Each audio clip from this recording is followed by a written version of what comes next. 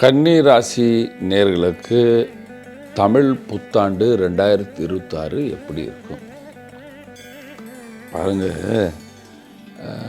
ராசியாதிபதி புதன் 7ஆம் பாவத்தில் செவ்வாயுடன் சனியுடன் இருக்கிறார். ஃபஸ்ட்டு கோபம் செய்யக்கூடாது. விரயஸ்தானாதிபதி கிரகமான சூரியன் 8ஆம் பாவத்தில் உச்சமாக இருக்கிறார். உடல் சம்பந்தமான நோய்கள் சம்பந்தமான உஷ்ண சம்பந்தமான செலவுகள் நோயால் வர்றதுக்கு வாய்ப்புகள் உள்ளன. 10ஆம் பாவத்தில் குரு சுகஸ்தானத்தை பார்க்கிறது, தனஸ்தானத்தை பார்க்கிறது. அதனால் உங்களுக்கு எவ்வளோ தேவை இருக்கோ அவ்வளோ பணம் உங்கள்கிட்ட வந்து சேரும். ஆனால் அலைச்சல்கள் அதிகமாக இருக்கும். வியாபாரிகளுக்கு பல பேரை பார்க்கும் பொழுது, ஒரு உதாரணத்துக்கு 100 பேரை பார்க்குறீங்கன்னா 20 பேர் உங்களுக்கு கான்ட்ராக்ட் கொடுப்பாங்க அல்லது உங்கள் பொருளை வாங்குவாங்க. அந்த அளவுக்கு அலைச்சல் அதிகமாக இருக்கும். நீங்கள் ட்ராவல் ஏஜென்ட் மாதிரியோ ஏதாவது எல்ஐசி ஏஜென்ட்டோ மெடிக்கல் ரெப்ரசன்டேட்டிவாக இருக்கீங்கன்னா கண்டிப்பாக ரொம்ப கடுமையான நேரம் என்று சொல்லுவேன். வீட்டில் விவாதம் செய்யாதீர்கள். அரசியலில் இருந்தால் பதவி உயர்வு இருக்காது, தவிர மரியாதை குறையாது. ஏனென்றால் சனி பகவானின் பார்வை எப்பொழுதுமே கெடும் எல்லோரும் சொல்வார்கள். ஆனால் மீனத்தில் இருக்கின்ற சனி பகவான் உங்களை கிழக்கவே மாட்டார் என்று சொல்லுவேன்.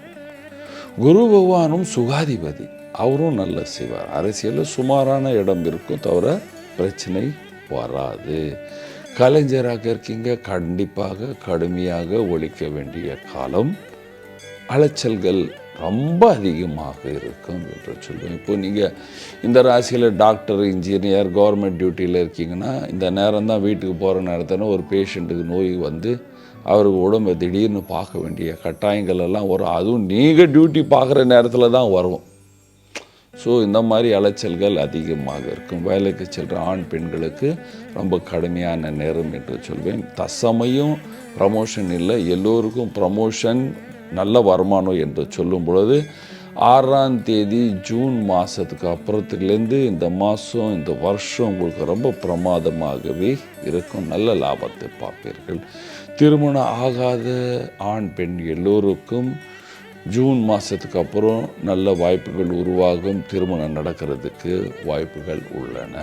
விவசாயிகளுக்கு ஜூன் மாதத்துக்கு அப்புறம் செய்கிற விவசாயத்தில் வர லாபத்தை நீங்கள் பெரிய லாபத்தை பார்ப்பீங்க.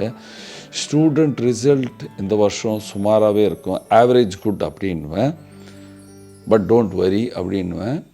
ஆனால் அதே நேரத்தில் அவசரப்பட்டு புது கோர்ஸ் தெரியாமல் எதுவும் வாங்கிட்டு அதில் மாட்டிக்கொள்ளாதீர்கள்.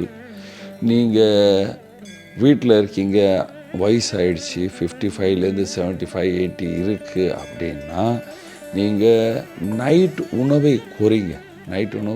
குறைங்க, வறுத்தல் குறைங்க, ஸ்பைசி ஃபுட், ரொம்ப ஜீரணம் ஆகாத நான் வெஜிடேரியன் மாதிரியெல்லாம் நைட்டெல்லாம் சாப்பிடாதீங்க. 7ஆம் பாவத்தில் சனி இருந்தால் வாயு தொல்லை உருவாகும். வாயு கேஸ் பவுல்ஸ் எல்லாமே உருவாகி அடிப்பு மாதிரி பயத்தை கொடுத்து விடும். அந்த பயம் என்றது தூக்கத்தை கெடுத்துவிடும். அதுவும் விசேஷமாக பெண்களுக்கு கண்டிப்பாக எனக்கு ஏதாவது அடிக்குது, நான் செத்து போடுவேனா, அந்த மாதிரி பயம் எல்லாமே இருக்கும்யா. என்ன பரிகாரம் செய்ய வேண்டும்? பரிகாரம் பகவான் விஷ்ணுவின் நாம ஜபம் செய்ய வேண்டும். ஓம் நமோ பகவதே வாசுதேவாய, அல்லது தன்வந்திரி மந்திரம். ஓம் நமோ பகவதே தன்வந்திராய அமிர்த கலாஸ்தாய சர்வாமை விநாசனாய மகாவிஷ்ணுவே ஸ்வஹா அப்படின்னு இந்த மந்திரம். இதெல்லாமே ஒன்றுமே தெரியலப்பா, ரங்கநாதர் கோயில் போங்க, மகாவிஷ்ணு படுத்துன்னு இருப்பார், அவரை பார்த்துட்டு தரிசனம் பண்ணிட்டு வாங்க.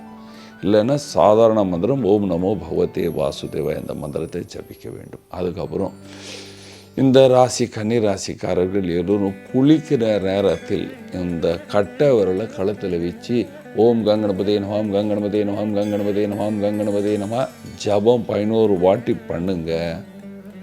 அதுக்கப்புறம் சனிக்கிழமை எள்ளு இட்லியில், உப்புமாவில் அல்லது சாப்பாட்டில் மிக்ஸ் பண்ணி காக்காக்கு வைங்க. சூப்பராக சந்தோஷமாக வாழ்வீர்கள். நன்றி, வணக்கம்.